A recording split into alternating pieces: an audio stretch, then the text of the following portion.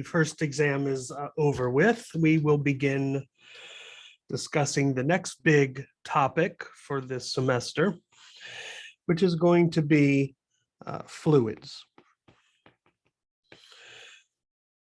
Now, with fluids, as is true of almost all topics in physics, this is a very wide-ranging topic, lots of different aspects, and certainly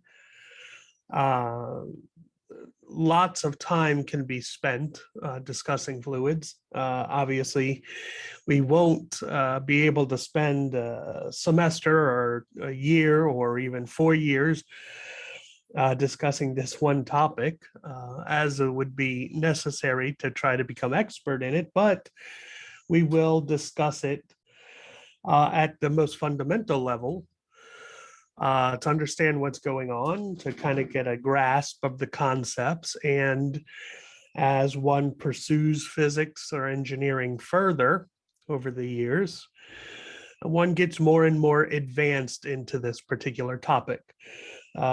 Personally, this fluids, or at least an aspect of fluids, is what I did my PhD research in when I was a graduate student at UNO.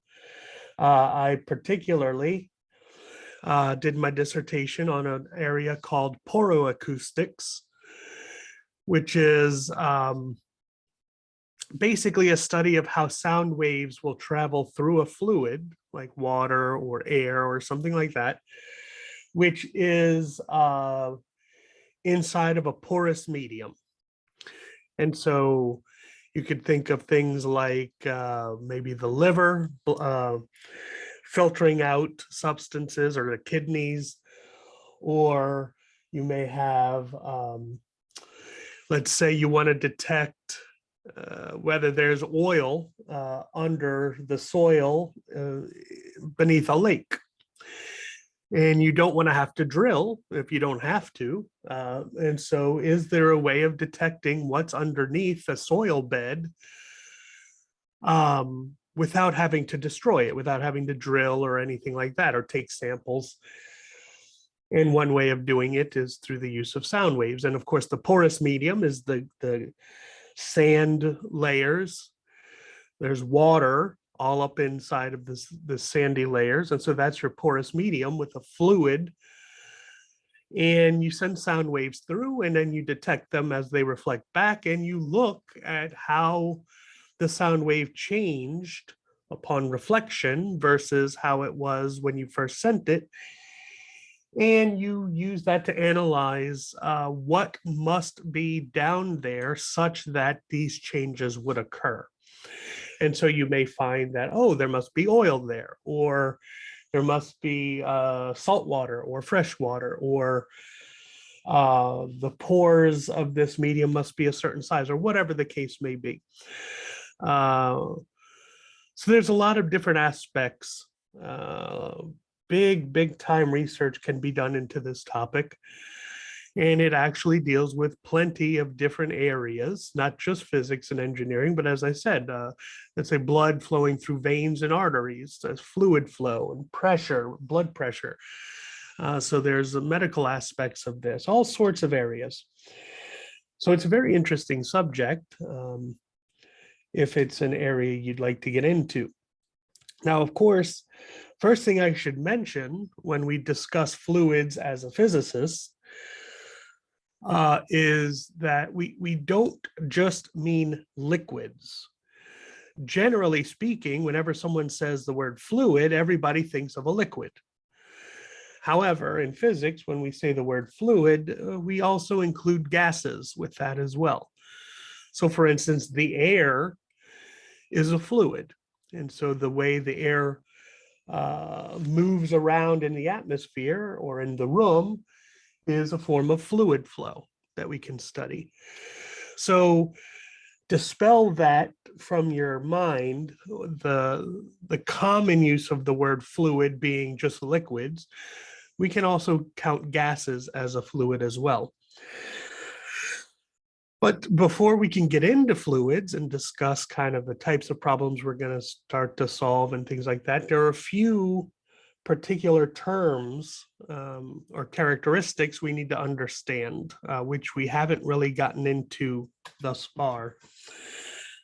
The first one is something called density. Now, it turns out that when we deal with fluids, one thing that's kind of of interest is whether an object sinks or floats when it's placed into a fluid. Obviously, if you have, let's say, a pond, well, you may have a rock, which is, small, fairly light, not all that heavy. And then you'll have something really big, maybe a boat, which is really, really heavy. And then maybe we have a small little ice cube, which is very light. And you say, okay, well, whether an object sinks or floats, generally, intuitively, we like to think that heavy objects will sink and lighter objects will float. And so what we would do is we would test the theory and we'd place an ice cube, the lightest object we have, into the pond, and sure enough, the ice cube will float. And then the slightly more heavy object, a rock, we would put into the pond and the rock would sink.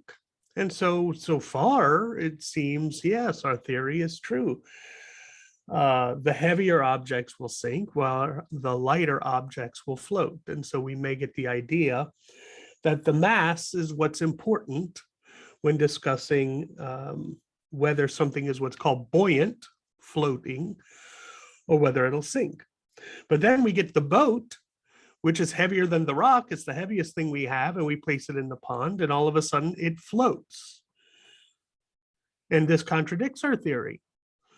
Here we have an object which is heavier than the rock sinks, so you'd think the boat should sink too, but sure enough, it floats. So surely it must not be the mass which is important when discussing whether an object is buoyant or not. There must be a different characteristic which is related to mass, because it does seem that mass has something to do with it. Lighter objects don't seem to sink all that often, but heavier objects usually do. It's just not a perfect correlation. And so mass as a characteristic of an object when we deal with fluids is not the most critical characteristic, but rather it turns out that what is important is a combination of how much mass an object has, how heavy it is, let's say, but also how is that mass distributed? Is the mass distributed through a small object, or is it distributed throughout a big object? For instance, if you have a 1 kilogram object and it's very small, that object would sink. But if you then have a 1 kilogram object that's very, very large, but still only 1 kilogram, that object will float. So it's the combination of both the size of the object as well as its mass. Both have to be correct for the object to be able to sink, let's say. And that describes what a density is. Specifically, a density, the variable we use when we discuss density is a Greek letter called rho, R-H-O. And the way it's written in reality looks like this. It's kind of like a curly P. However, what you're going to find is I never write it like this. And the reason I don't write it like this is because it's too similar to the letter E, in my opinion. And so it can get confusing sometimes when you're reading through someone's notes or showing their work and you see this letter, this variable, and you don't know if it stands for E or if it stands for rho or what. So what I have done in my life, and this is just my own thing, is when I draw the letter rho, I draw it like this instead. Okay, it's still like the P, it's still a curvy P, but now the curve goes backwards. Okay, as I said, this is just my way of doing it. If you go look at anyone on YouTube or in a textbook or something, when they're drawing the symbol for density, the letter rho, they're not going to draw it like this. This is just how I do it. And so I'm just warning you now, This is how you're going to see me write it. And so if you see this, just know it's the letter rho. So that's the variable, but what does it equal? What is the density specifically? The density is defined to be the mass of the object divided by its volume. Okay, very easy. The mass, so how heavy, let's say, divided by the volume. How large is the object? And it's that combination of mass and volume that allows one to see whether an object will sink or float. Now, what's the unit? Well, obviously, just as is true in all of physics, when you have something which has units and you want to know what the units are, you look at an equation which contains that thing. And in this case, here's our equation. Rho is mass per volume. So the units for rho, the units of density, is kilograms, the mass, divided by meters cubed, the volume. Okay, there's no fancy name. It's not like with force where you have kilograms meters per second squared, and you call that a Newton. Here, it's just kilograms per cubic meter. That's density. And the rule is for buoyancy, whether something will float or sink is very easy. The rule goes like this. If the density of your object is greater than the density of the fluid, the object will sink. Whereas if the density of the object is less than the density of the fluid, the object will float. And so now we have a way of saying, of determining or predicting whether an object will sink if placed into a certain fluid. For instance, a boat, if you're designing a boat and you want to know, will this object float on the surface of the water before you actually build it? Well, we have a very easy way of doing it. You say, okay, well, calculate the mass of the boat. So weigh it, basically. And then determine its volume. Now that may be difficult to do. How do you determine the volume of an object that's weirdly shaped? It's easy for a sphere or a cube, but when you have a weirdly shaped object, determining the volume is not always easy, but say you're able to do it. Then you calculate its density, and then you say, okay, this is the density of my boat. What kind of fluid am I going to put the boat in? Is it in fresh water? Is it in seawater? Is it in honey? What kind of fluid am I going to place this object in? And it turns out if the density of the boat is bigger than the density of water, then that boat will sink. It will not float on the surface. And vice versa, of course. So that's the first big characteristic we need to know, density. Density is the big guy for fluids. It will not be mass by itself. Mass is important, but only when it is involved with the density. The other characteristic or term we need to understand is the pressure.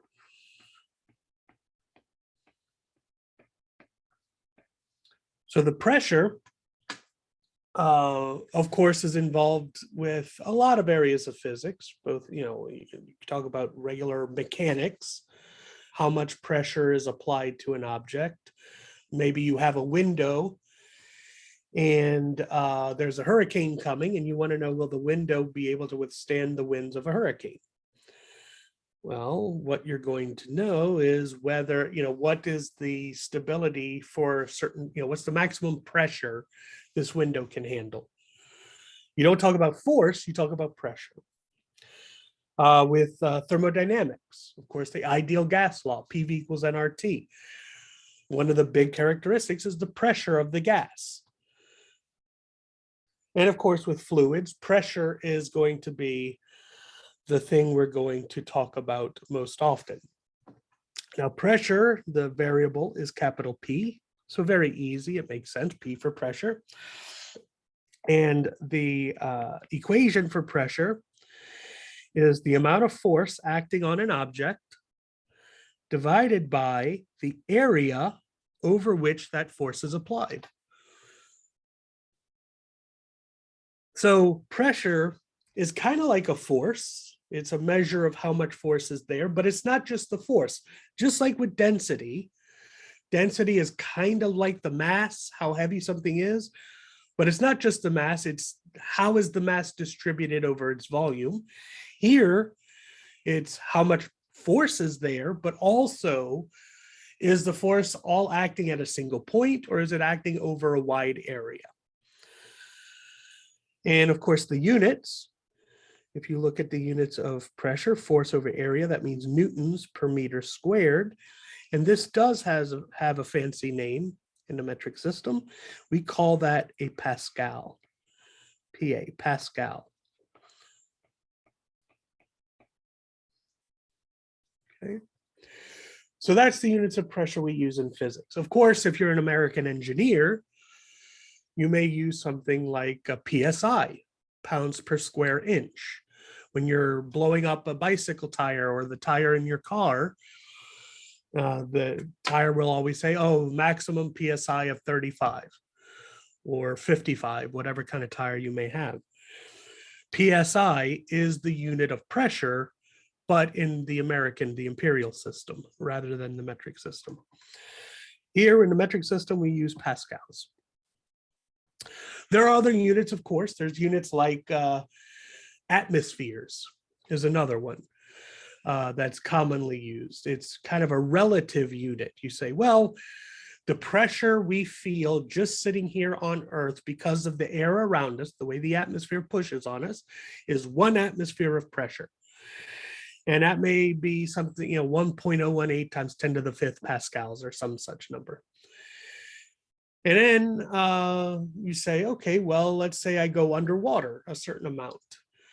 As I go underwater, more and more pressure is applied because there's more and more water pushing on me. And so I may say I'm now at 3 atmospheres of pressure. It's easier to understand that than to give the actual number of pascals, because we understand, okay, 3 atmospheres, it's 3 times the amount of pressure that you normally feel. So a lot of times you'll see atmospheres as a unit, but the true unit for pressure in physics in a metric system is the Pascal. Now, why is pressure important? Why don't we just use force? Force seems to be a fundamental unit in classical mechanics. Well, it's quite simple. And one of the easiest examples people usually use when they discuss why pressure is more important than force is the bed of nails example. So if I have, let's say, 2 wooden planks, and on the first plank, I have 1 nail sticking up like this. And on the other plank, I have a whole bunch of nails sticking up like this. And I say, which one do you want to lay down on?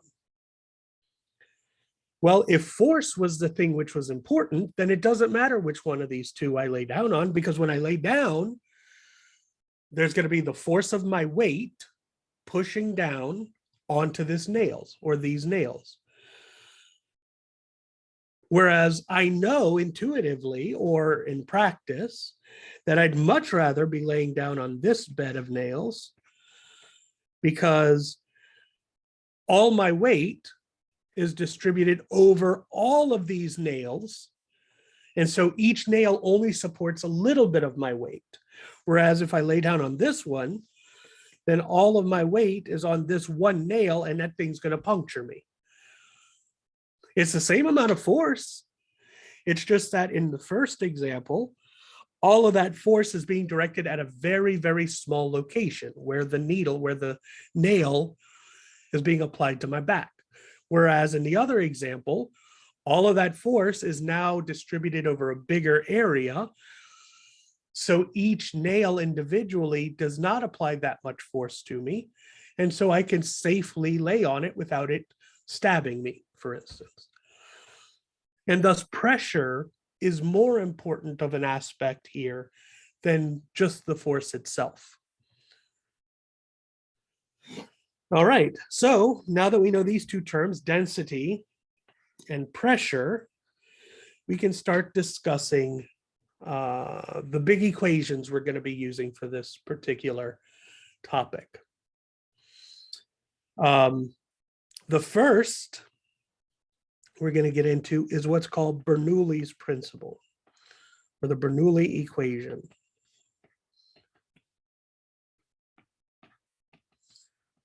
Now, for a lot of people, Bernoulli's equation sounds familiar. At least the name of it seems familiar. Whether you've actually seen the equation or not is a different story. Before I discuss why it's familiar, I'll give the equation. Bernoulli's equation is kind of similar to the conservation of energy. If you remember conservation of energy, you had something like the kinetic initial plus potential initial is kinetic final plus potential final. And what it said was the total energy of a system is conserved. So if you know the total energy at one time, then that number will be the same as the total energy at another time. Well, Bernoulli's equation is very, very similar, except instead of talking about energy, it talks about pressure. And usually what it deals with, or the way we're going to deal with it here, is when we discuss fluids flowing through pipes. Okay, so you might have a house. Here's our house.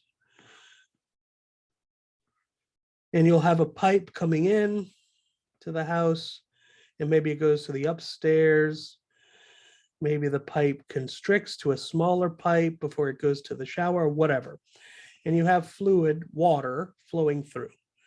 And that pipe system goes throughout your house to your sinks and to your bathroom and all of that kind of stuff.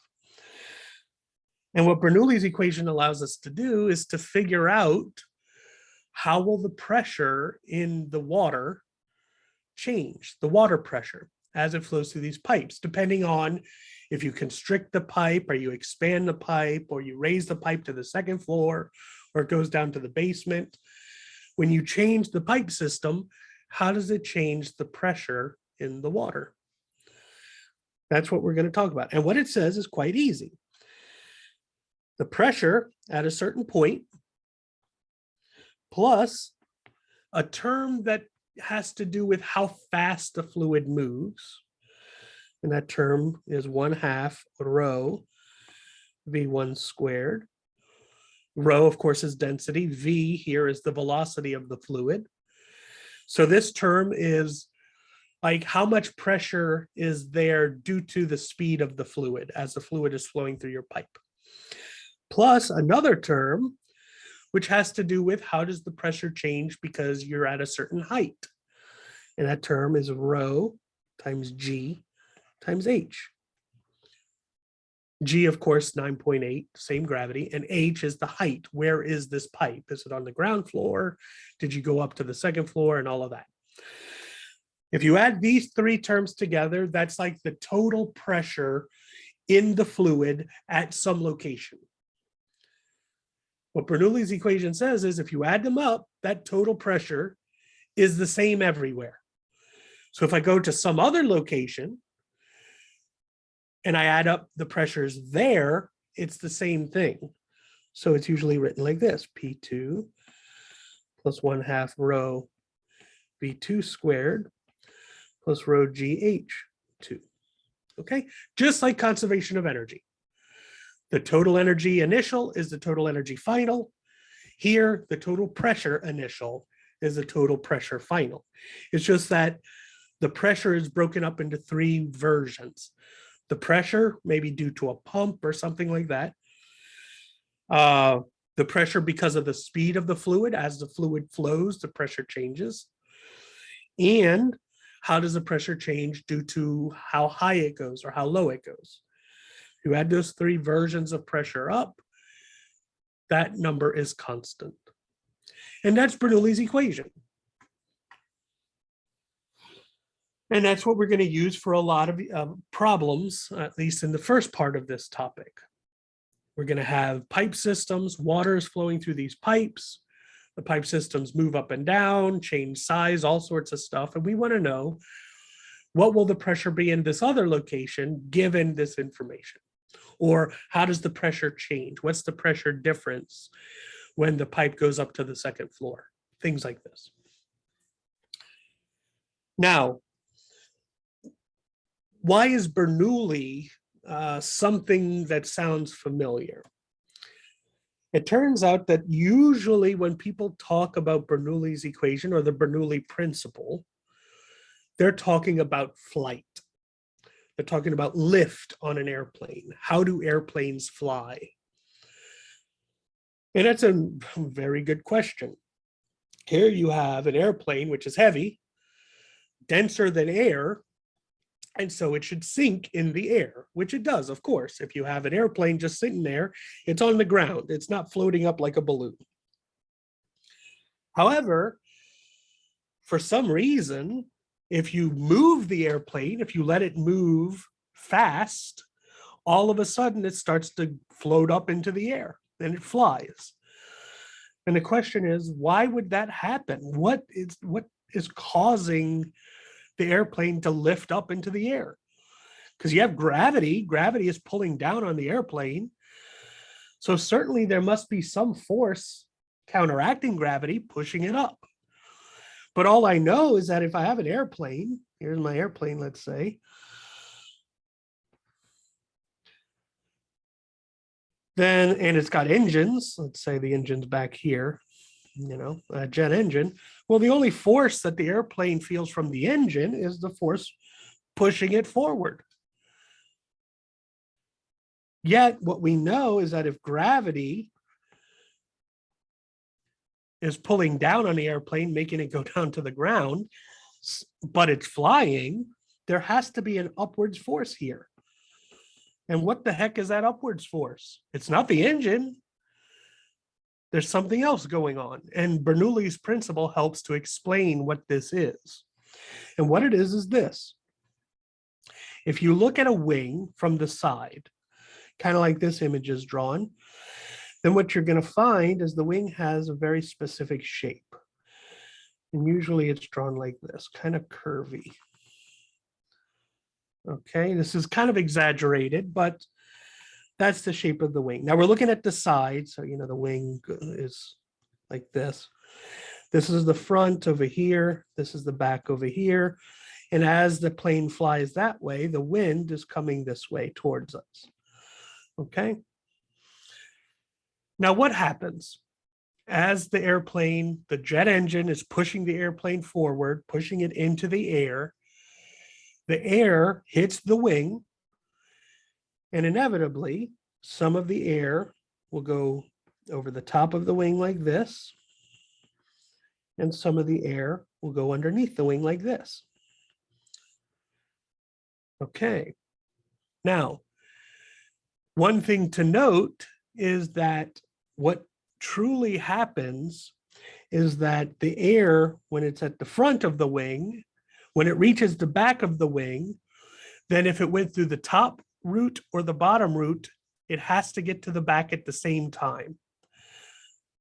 Okay, so when the air splits and half of it goes over the top and half of it goes over the bottom, it reaches the back, the end of the wing at the same time, no matter which route it took. The problem is, we all know that a straight path is shorter than a curved path. So the air on top of the wing, since it's going over this curvy part, has to move a further distance than the air that goes underneath the wing, because underneath the wing is straight. So on the bottom of the wing, it's a shorter distance. Top of the wing is a bigger distance. But both the wind that goes underneath and the wind that goes on top reach the back of the wing at the same time. The only way that's possible is if the air that goes over the top of the wing moves faster. Its velocity is a little bit bigger since it has to go further in the same amount of time. Okay, so that's the first thing we know. Here, the velocity on this part and the velocity on this part, I know the velocity in the top is bigger than the velocity at the bottom. Okay, it has to be. But who cares, right? So we found that out, big deal. Well, now look at what Bernoulli's equation says. Okay, first of all, we're going to look at it without the change in height because the size of the wing is fairly small. The top of the wing and the bottom of the wing are basically at the same height. So all we really have is this. We have P1 plus 1/2 rho V1 squared is P2 plus 1/2 rho V2 squared. Okay, both things have the same density. It's the air. The density of the air is the same. So rho is the same for both. Now, let the one side be the air that goes over the top, and the two side is the air that goes underneath. Okay. If I know that, first of all, the left side, when I add these two numbers together, gives me some number. Let's say it's 100, just to give a number to it. And I know the right side also has to equal 100 because left equals right, always. But here's the thing. If I know V1 is bigger than V2, so V1 is not the same number as V2, then the only way this can be true is if P2 is different than P1, right? Because if you add P1 plus the second term and you get a number, and then you add P2 plus its second term to get the same number, but the second terms are different numbers. You know, let's say this is 60 and this is 40. Well, the only way the left side can equal the right side is if P2 is different than P1. And in fact, P2 has to be 60 and P1 would have to be 40 for these numbers to hold, just as an example. But what does that mean? What it means is the pressure in the second side is a bigger number than the pressure on the first side. And so what that says is, as a fluid moves, as it flows through whatever, a pipe or just the air or whatever, if it flows with a bigger velocity, its pressure decreases. And when it moves with a slower velocity, its pressure increases. Okay, so the pressure in a slow-moving fluid is bigger than the pressure in a fast-moving fluid. Well, so what? Well, so what is this? If I have my wing, here's my wing again, we're just redrawing it over here. And I know, again, that the wind down here goes a shorter distance, so it's slower than the wind over the top. Well, that means the pressure on the bottom, since it's slower, is bigger. So call this P1 or P2, I'm sorry. And the top is P1. I know that P2 must be bigger than P1. The pressure under the wing is larger than the pressure over the wing. And what does that mean? Well, the pressure, like I said, is how much force you're applying over its area. So how is the pressure applied to the wing? Well, it's a pressure pushing up from the bottom versus a pressure pushing down from the top. Okay. Well, if P2 is bigger than P1, that means the amount of force pushing up on the wing is bigger than the amount of force pushing down on the wing. And if that's true, then obviously there's a net force upwards pushing on the wing. There's more force pushing up than there is pushing down, then the net force is up. And if we could make this difference big enough to overcome gravity, which remember, gravity is still sitting there pushing down. If this difference in pressures is big enough to overcome that extra gravity sitting there, then there's going to be a net upwards force, which we call lift. And that's what allows the airplane to get up off the ground and float into the air. It's purely the fact that people designed the shape of the wing in such a way as to have the velocity on one side be different than the velocity on the other. And specifically, they had the velocity on the top of the wing bigger than the bottom of the wing, so that the pressure on the top of the wing is smaller than the pressure underneath. The pressure underneath being bigger means there's more force pushing up than there is pushing down, and thus you're lifting up on the airplane. So that's the importance of Bernoulli. That's one of the importance of Bernoulli, the fact that you have this difference in velocities gives you a difference in pressure. Okay. Now, of course, there's the other term too, which we didn't talk about here, which has to do with the heights. But like I said, the size of the wing is so small that the top of the wing and the bottom of the ring can basically be thought of as the same height. When we talk about houses and pipes flowing through houses, well, now you have big differences in height, and we have to take it into account. But that's basically what we talk about here. You're given a fluid. In terms of an airplane, the fluid is the air. In terms of pipes flowing through houses, that's water flowing through pipes. And we try to figure out the difference in pressures. Or in order for the pressure to be this much, how fast should the water be flowing, or things like this. Okay. Now, first of all, are there any questions about Bernoulli's principle? How lift occurs on an airplane or anything like that? How pressure and velocity are related?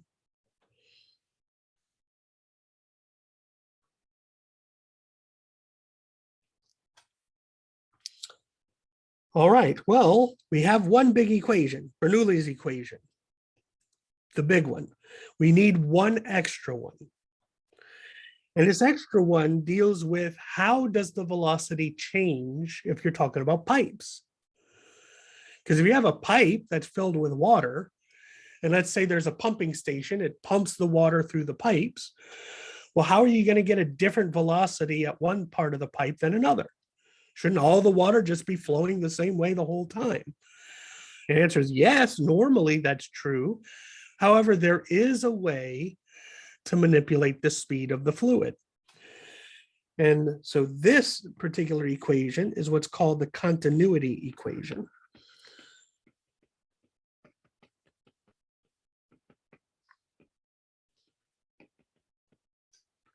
And so what this relates is, it turns out that, let's look at this example. Say we have a pipe that looks like this. Here's our pipe. Okay. And we have water flowing through the pipe. And let's say the water is flowing at a rate of 1 gallon per second. Okay. So a certain amount of water is flowing through this pipe. All right. Then we constrict the pipe and make the pipe smaller. Okay. And so that water is trying to flow through. Well, what's going to happen?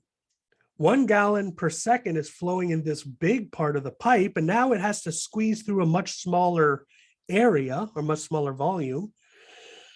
So what will happen?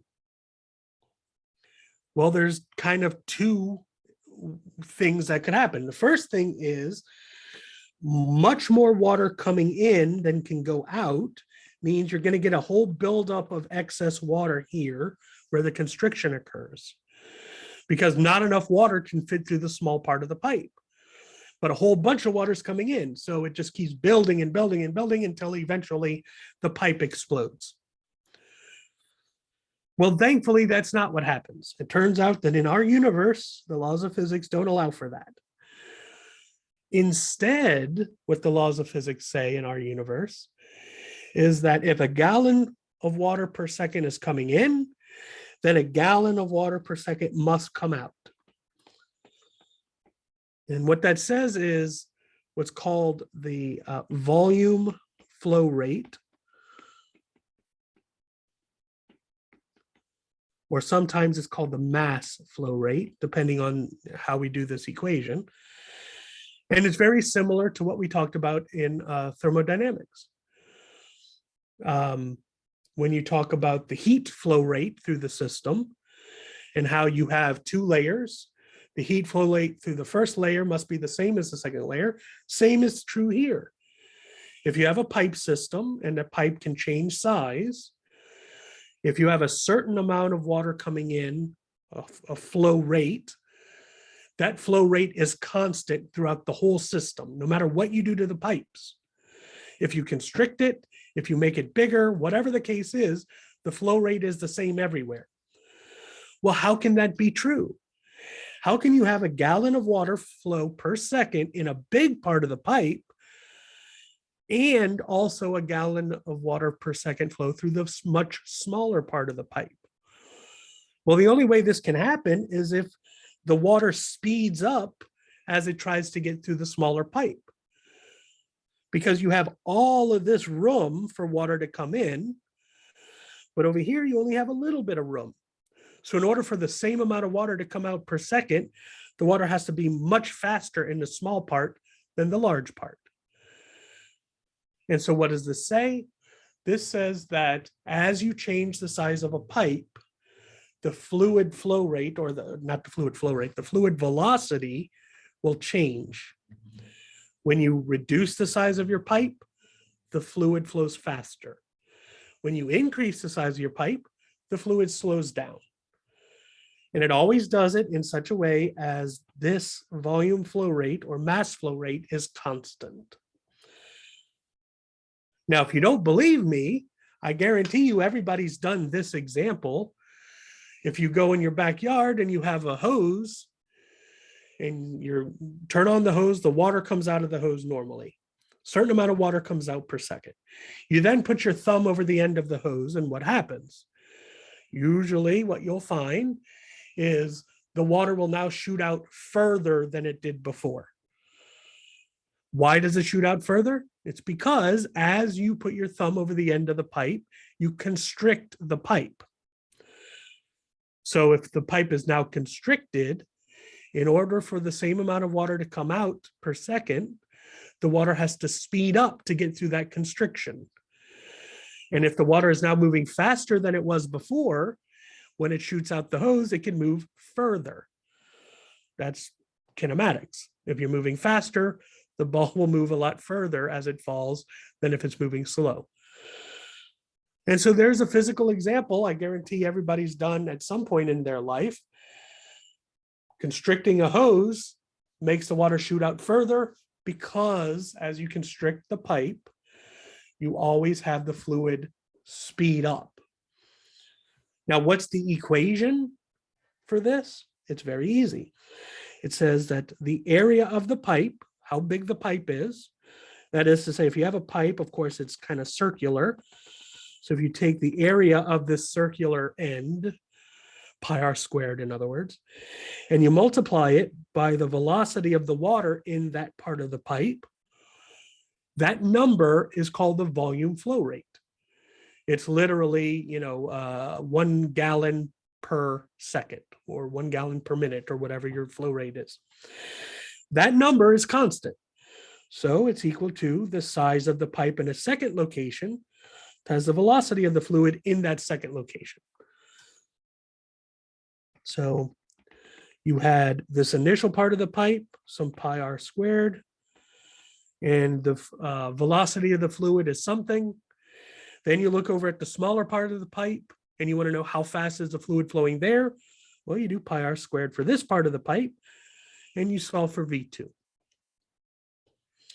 That's your big equation, your second big equation. So with these two equations, you've got Bernoulli, which relates the pressures, but it requires velocity as one of the terms. How do you know what the velocity is? Continuity equation tells you the velocity. So usually what you'll have is a question like this. You'll have a pipe system. The pressure at the beginning is such and such. The fluid flows with a speed of 20 meters per second, and it's at the ground level. Then the pipe goes up to the second floor, which is 10 meters above the ground. The pipe constricts to a new size, and you want to know what's the pressure in the fluid in that upper location. Well, to solve a problem like that, we're going to use Bernoulli's equation. However, the problem is we won't know the velocity of the fluid in that second location. We'll know the velocity in the first location. So then we have to use the continuity equation to calculate the velocity in the second location. Once we know that number, we can plug it back into Bernoulli and now solve for the new pressure. That's basically the path we're going to be following for most of these questions. Bernoulli is the main guy, and we might be solving for the pressure. We might be solving for the difference in pressure, which is P2 minus P1. We're going to be solving for something. But inevitably, if you have a constriction in your pipe somewhere, or the pipe expands, then there's going to be a difference in velocities. In order to know what the difference in velocities is, we have to use the continuity equation. So we'd work on continuity equation, calculate what the new velocity is. We now have a number for that. We go back to Bernoulli, and we can plug that number in for V2 and calculate whatever it was we wanted to in the first place. So that's what you can be expecting from this topic, at least this half.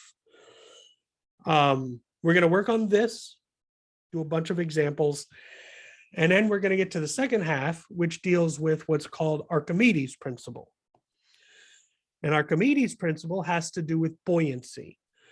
How much force is pushing up on an object to make it float? Or if you have an object whose density is blah, blah, blah, how much of that object will be under the surface of the water and how much will be over the surface of the water? Or you could say, okay, I have this ring. I was given a ring and I'm told it's made of gold, but I want to make sure it's made of gold. It's not a fake. How do I do it? Well, we can use Archimedes Principle to figure out its buoyancy. And with its buoyancy, we can figure out what it must be made of. Is it actually gold, or is it gold plated? Is it brass? What is the actual material based on how much it floats or sinks and things like this. So that'll be the second half of this topic. This is the first half though. Pipe systems, fluids flowing through pipe systems. How does the pressure change? What must be the second height in order for this and this and this to occur? And in combination with the continuity equation, we could solve these types of problems. So any questions on the theory thus far?